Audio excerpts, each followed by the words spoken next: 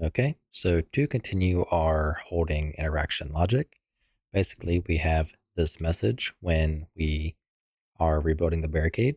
That message stays while we are rebuilding, and there is no message if the barricade does not need to be rebuilt. So the way we're going to handle this is going to be through basically our interaction message setup. So here we have manage held interaction and manage interaction message. So in our case here, if it is a held interaction, pretty much what we do is we clear the interaction message and, we show the basically percentage and all that stuff in our UI, blah, blah, blah. Um, we don't want to do that. So we want to kind of have some kind of way to differentiate between is this a held interaction or not, if this is a held interaction, but the type rather. Then else we are basically hiding that interaction, doohickey, and showing the interaction message, which is actually exactly what we want. So we already have access to the interact interface, and we know if it is a duration interaction. So does held interaction have duration? So what we can do is use that instead. So basically, if it is has a duration, so if interact interface does held interaction have duration, then we run our, duration visual, UI stuff. Otherwise, we keep the same interaction message that we had. So let's give that a try. And in our case specifically, we should, where in the world am I at? See empty barricade message. So let's give that a try. We have empty barricade message. And when I hold F, we still have the same message. And that's what we want. So that satisfies this condition right here. Then the next one being no message if the barricade does not need to be rebuilt.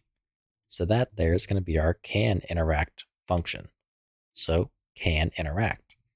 So basically we can't interact unless, we have a barricade that needs rebuilt. So what we can do is loop through all the barricades. And if we have a broken barricade, such as we have one, we return true.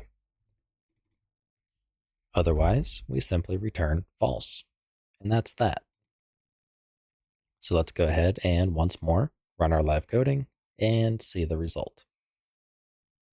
Okay, once that is done, we should, let's first off not break any of the barricades or the boards. And okay, so we're still getting a interaction message. So we might have something kind of different going on there logic wise. So let's see. Let's go to our interact interface, our interactability. We have our activatability. We perform a looping sweep. We perform our sweep. We get the interact interface from it. Manage interaction message. So this here is going to be true. So it is valid. And we're always going to default to this. So we're not actually using the can interact in this context. So basically what we need to do is in here, if the interact interface and interact interface can interact, passing in the get avatar actor from actor info. And we also have our points. Actually, no, we don't necessarily want that either, because then we wouldn't see things like, press and hold F to buy the barricade if we didn't have enough points. So hopefully you can kind of see the, the problem there. So basically, we can kind of, keep track of the state of the barricade, and that'll alter the interaction message locally. So that's probably not a bad idea. So let's have something in our barricade where we want to basically update it, so to speak. So update, whether or not we have a board that is broken. So let's do a bool. Let's call it does have a broken board. And this will be a simple function that looks through all of the boards. We'll do this somewhere right below tick and remove the inline. So this is going to be the same logic that we just put in our can interact. So let's copy and paste. So if we have a broken board, we return true. If we don't, we return false. So in our case here, we can kind of more or less, anytime there's a change, update it.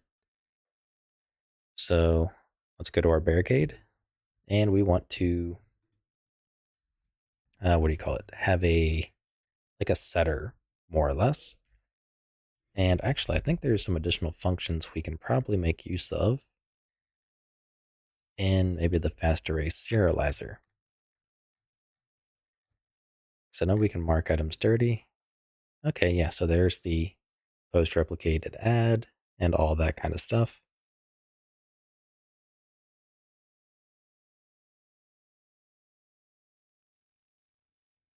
Okay, so I don't know if this is actually what we would want. So let's see. Anytime there's a change, we want to check and see if there's a broken board, which will then update the interaction state. So let's have that. So does have a broken board, and let's do a void update interaction message. And we're going to pass in a const bool. Let's do a b has broken board. So if b has a broken board, we basically have a different interaction message, just flat out. So we need the base interaction message. So the way we've been doing this is in our core module .h, we have our get mystery box trade weapons message. Let's have our get rebuild barrier message, or rebuild barricade message rather. And this is press and hold F to rebuild barrier. So let's use this function. So basically, if B has broken board, then we return get rebuild barricade message. Otherwise, we return nothing. And we need to store this as the interaction message.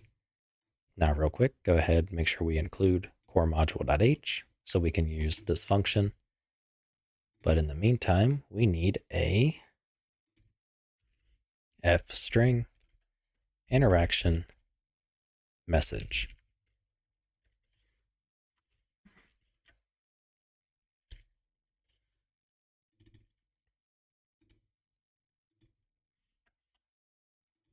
All right, so that's what it is going to equal. Now in our get interaction message, we just want to make sure we return the interaction message. And that pretty much handles it. So this logic should be pretty much good to go. We just have to make sure we call the corresponding does have broken board and update interaction message. And for the time being, we're going to do that in our post replicated change. Now in here, we want to go ahead and move the owning barricade part to the top. And in the case of the owning barricade, we want to get the whether or not we have a broken board. So const bool b has broken board. And from there, we also want to go ahead and do a owning barricade. We want to update the interaction message, passing in b has broken board. So we can actually just pass in the return of that function instead. So anytime a board state changes from, broken to non-broken and vice versa, we're going to update the interaction message that needs to be used. So let's give this a try. Close out of the editor, recompile and relaunch. And in theory, we don't actually have to modify our interaction, system at all using this approach. All right, so once we are back in the editor, let's press F, and we no longer have the message. So let's go ahead and add our, delay here. So we're looking at it, wait for a board to fall, and we can now rebuild the barrier. Then once it is rebuilt, it should, in theory, the message should just go away. Last one, which it does. So that's perfect. Now let's try as a client and see if we get the same result. So no message. Once a board falls, we then get the message. And then as I rebuild, that message should at some point go away, which again, it does. So that's, working quite well.